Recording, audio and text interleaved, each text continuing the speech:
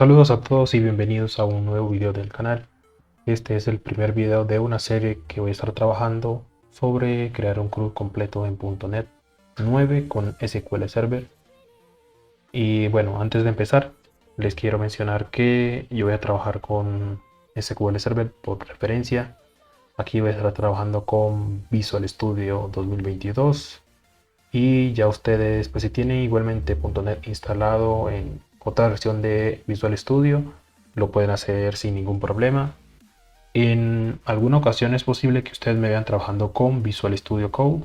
Les quiero mencionar que la forma de trabajar es exactamente la misma, el código y demás, pero yo lo voy a hacer así porque hay personas que usan las dos herramientas. Entonces, para que vean más o menos la dinámica de cómo trabajar en ambos programas. Vamos a crear entonces el proyecto. Aquí a mí me aparece por defecto. Bueno, ya aquí anclado tengo ese tipo de proyecto, pero a ustedes no les va a aparecer. Entonces van a buscar aquí MVC y van a seleccionar esta plantilla. Sí, entonces van a poner acá aplicación web de .NET, de ASP.NET Core, modelo vista controlador.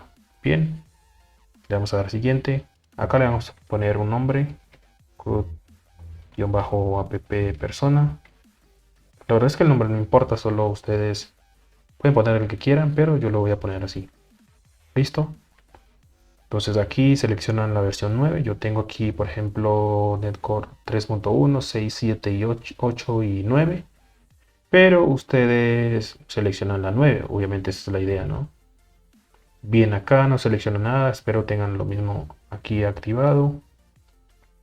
Y acá vamos a darle en crear. Sí, una vez le den aquí, el proyecto se va a empezar a crear. Bien, en estos momentos ustedes pueden observar que el proyecto ha sido creado. Si les dio algún error, pues espero que no haya sido el caso. Espero, pues, lo comenten allí en los comentarios. Igual no hay ningún problema, porque esto no debería haber algún error, pero en dado caso de que surja. Ok, ya tenemos el proyecto creado. ¿Yo qué voy a hacer? Lo primero que voy a hacer es una instalación.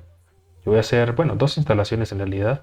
Entonces, para hacer instalaciones o agregar paquetes Nugget, vamos a darle clic derecho aquí a nuestro proyecto en la solución. Le damos acá en administrar paquetes Nugget. Antes de comenzar y mientras realizo la instalación, les quiero mencionar que este tutorial no es para gente que no tenga conocimientos en .NET, ¿sí?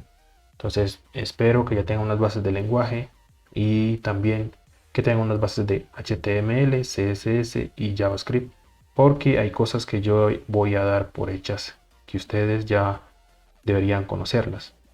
Bien, entonces acá, si no les aparece, que es probable que no les aparezca, entonces van a buscar aquí SQL Server y acá van a seleccionar este Microsoft.entity Framework Core es .sql Server. En mi caso, pues ya me aparece allí y lo voy a instalar. Entonces voy a quitar aquí, esperemos que se cargue y lo voy a instalar. Asegúrense que esté sobre la versión 9, ¿sí? Acá le dan a instalar y van a aceptar una licencia, un acuerdo de licencia. Y luego, además de eso, es posible que les salgan, creo que son 2 alerts más o menos.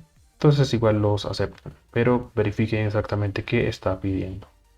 Aquí en Tools, esto yo voy a trabajar con Code First, es decir, voy a crear el código primero y luego voy a montar la base de datos o las tablas también. Y vamos a trabajar de esa manera. Aquí ya se hizo la instalación. Vamos a trabajar con este design también. No necesitamos más nada para trabajar. Listo, entonces voy a cerrar aquí y voy a abrir de nuevo el explorador de soluciones. Acá en el explorador de soluciones tenemos properties, www.root, controles, models y views. Entonces yo, antes de explicarles esto, voy a venirme por acá en el app-settings.json y puede ser en cualquiera de los dos, pero este sería para desarrollo y este sería como para producción, aunque funciona de forma general. Al momento de hacer el build, él va a tomar este archivo por defecto. Acá voy a poner connection string y acá voy a ponerle SQL Server. Bien, perdón, acá que tengo las mayúsculas activadas, vamos a poner SQL Server. Bien, entonces acá, ¿qué vendría? Entonces vendría el server igual a punto, es decir, el localhost o la dirección donde se estén conectando. que vendría database, que sería el nombre de la base de datos con la que van a trabajar. En mi caso voy a ponerle example y listo. Acá yo voy a agregar otras propiedades y les voy a explicar qué significan. ¿Listo? Este sería mi nombre de usuario, ¿correcto? Entonces, aquí user ID, nombre del usuario al que se van a conectar, el password, la contraseña y el trusted connection y el encrypt más el trusted certificate hace referencia a que vamos a trabajar con una conexión segura, ¿sí? Una conexión segura a nuestro servidor y que vamos a tratar de encriptarla. Eso es básicamente lo que necesitamos. Bien, entonces, dicho esto, vamos a ver de nuevo por acá. Entonces, el program pues, es el archivo principal. Entonces, aquí no hay mucho que explicar, sino cuando veamos o abramos el archivo. Pero de forma general, las configuraciones vienen acá, los servicios, por ejemplo, middlewares también vendrían acá. Pero eso lo veríamos con más detalle más adelante. Acá en Properties pues tiene un JSON que básicamente tiene como la URL donde se corre el proyecto, si se levanta si corre el navegador, en qué entorno estamos trabajando, si por ejemplo necesitamos algunos otros perfiles, lo podemos crear acá y muchas otras cosas más, pero esto ustedes es posible que nunca lo traten, pero les quiero mencionar eso, que son configuraciones que ya vienen en nuestro proyecto. Aquí en esta carpeta está asociado más al contenido de la web, es decir, el CSS, JavaScript. Y en este caso, pues tenemos dos archivos, aquí el site, que esto en realidad tiene configuración por defecto, ustedes no lo van a tocar. Y acá tienen librerías del lado del cliente. ¿Cuáles son? En mi caso voy a trabajar, además de la que están aquí, voy a trabajar con PhoneAwesome y voy a trabajar con SwiftAlert. Entonces, para que lo tengan en cuenta. Bien, entonces aquí vendrían las librerías del lado del cliente, que eso lo vamos a hacer más adelante. Ok, entonces acá en los controladores vendría los respectivos controladores que necesitamos. Acá en los modelos que necesitamos. Ahorita vamos a crear uno. Y las vistas. Pues acá el controlador, pues ustedes en este caso, pues yo asumiría que ya conocen el lenguaje y demás. Entonces el controlador nos va a permitir agregar una lógica para interactuar con la vista y lo que está tratando de devolver el modelo. Por ejemplo, si el usuario entra a la página de nuestra organización o lo que sea y busca por ejemplo usuarios, entonces usuarios puede tener un método, más bien voy a abrirlo aquí, puede tener este método index que va a ser el que se cargue por defecto.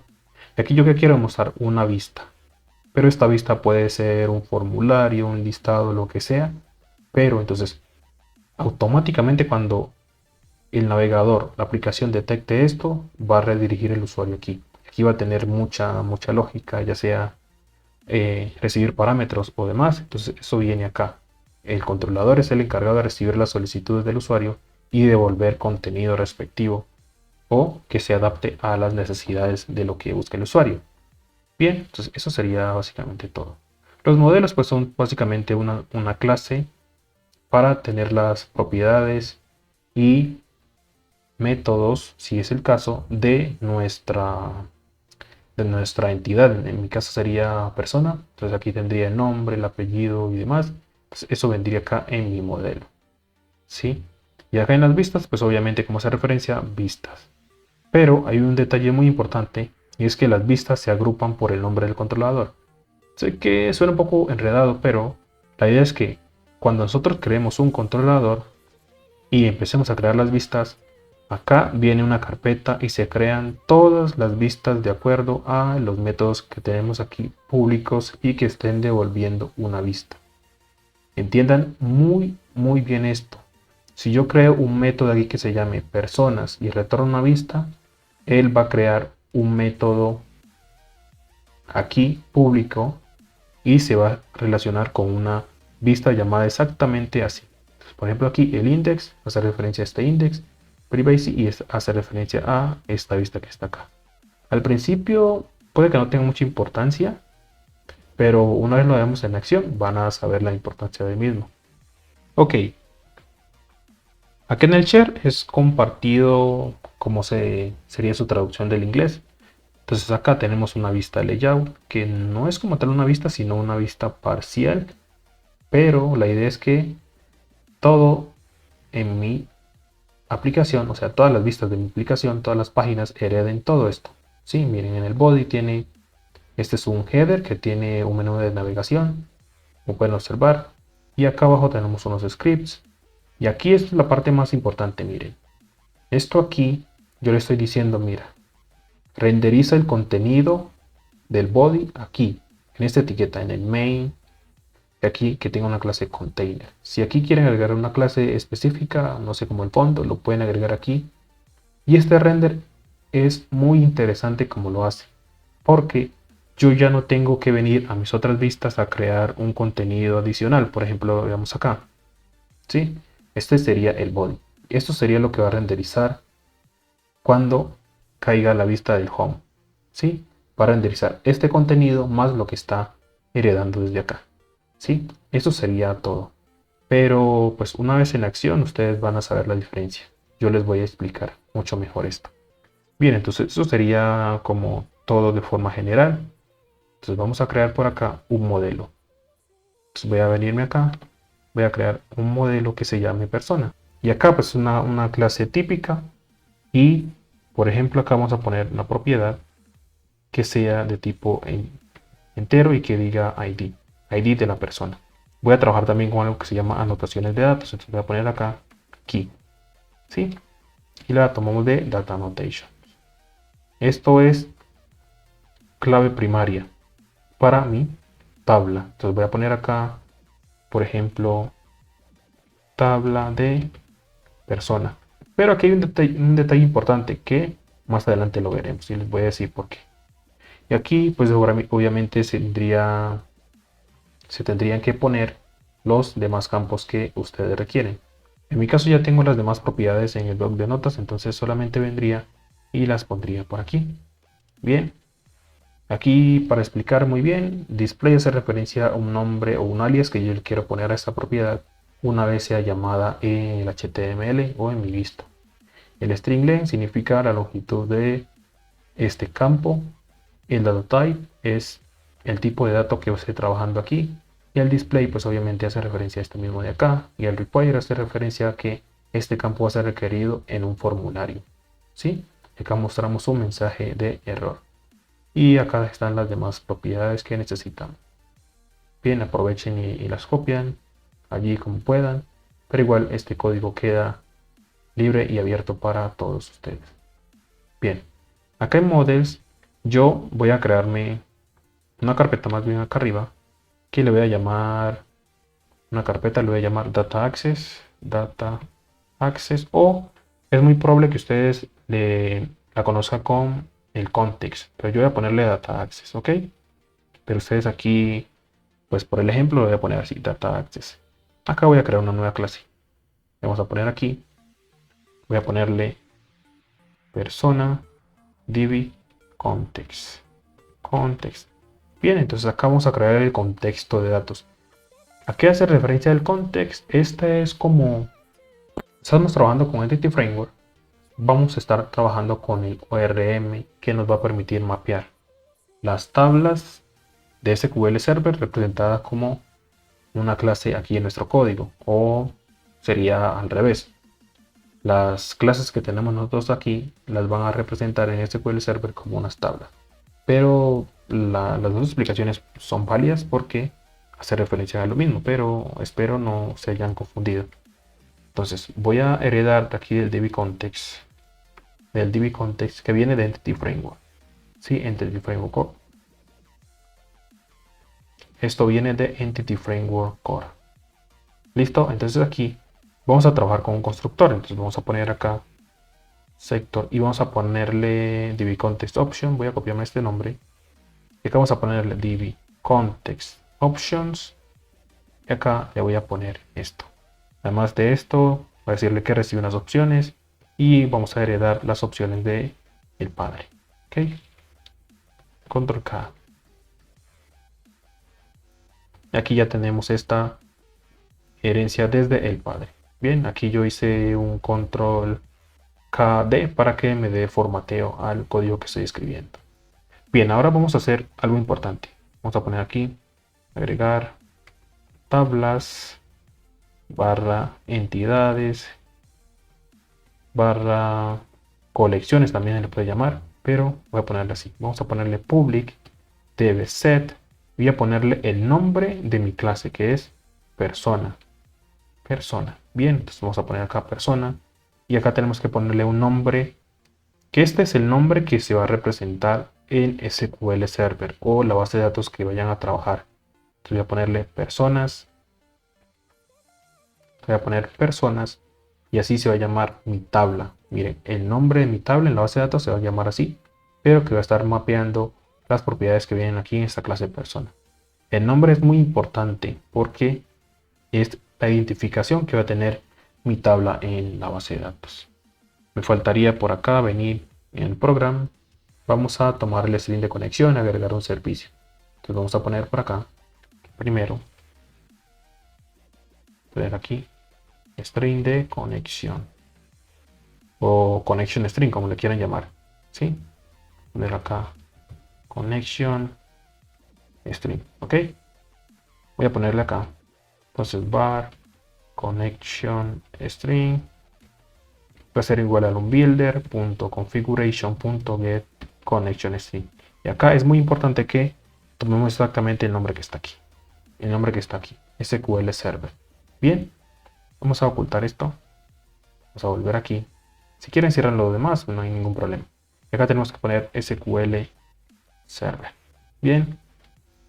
Aquí asegúrense de tener este dato. Puede venir nulo, entonces aquí creo que se puede agregar un throw, pero nosotros sabemos que esto ya está, ya existe, entonces no necesitamos hacer nada más. Vamos a poner acá register db context. Sí, vamos a ponerlo aquí. Vamos a decir builder.services.add context, db context, creo que se llama db context, aquí está. Y acá le vamos a pasar exactamente el nombre de nuestra clase. Miren, el nombre que está aquí. Tenemos que llamar así porque si no va a dar un error. Y acá, como esto está recibiendo unas opciones, vamos a ponerle aquí options. Y acá obviamente vamos a hacer esto, un punto y coma. Y acá viene lo más importante. ¿Con qué base de datos vamos a trabajar? Voy a ponerle acá register database type. Bueno, sí. O tipo de base de datos. Tipo de base de datos. Si van a trabajar con MySQL, entonces vendrían y pondrían MySQL aquí. Pero yo voy a trabajar con SQL Server. En las opciones le voy a decir que use SQL Server. Bien. Y le pasamos el string de conexión. Aquí ya tendríamos nuestra conexión al servidor funcionando perfectamente. Esto aquí no debería darles algún error, a menos que hayan puesto algo mal acá, como por ejemplo el nombre de usuario mal o la contraseña. Ahora vamos a hacer algo muy interesante. Para ir finalizando ya con el video, vamos a montar nuestra database, es decir, en SQL Server le voy a decir, mira, yo tengo una base de datos llamada personas o ejemplo o cruel personas, como le hayan puesto, y quiero que la montes.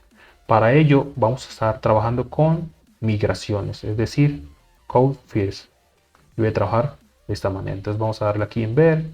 Pues yo de hecho aquí ya tengo la consola, pero si no la tienen, vienen aquí en ver, le dan otras ventanas y van a buscar algo que se llame consola de administrador de paquetes naves. Si ustedes lo tienen en español, si tienen Visual Studio en inglés, aquí sería como show o Windows, no recuerdo muy bien. Y acá sería otras ventanas. Pero bueno, eso sería básicamente lo que necesitan. Creo que en el video no se ve muy claro, pero por acá arriba, al lado del Git, les tiene que aparecer esa opción. Bien, entonces vamos a hacer dos cosas. La primera es montar la configuración para la tabla. La segunda es ya enviarla al servidor. Entonces vamos a decir aquí add migration y esto recibe un nombre. Vamos a ponerle initial. Vamos a ponerle initial y vamos a darle -o, es decir, dónde quiero que se almacenen estas migraciones.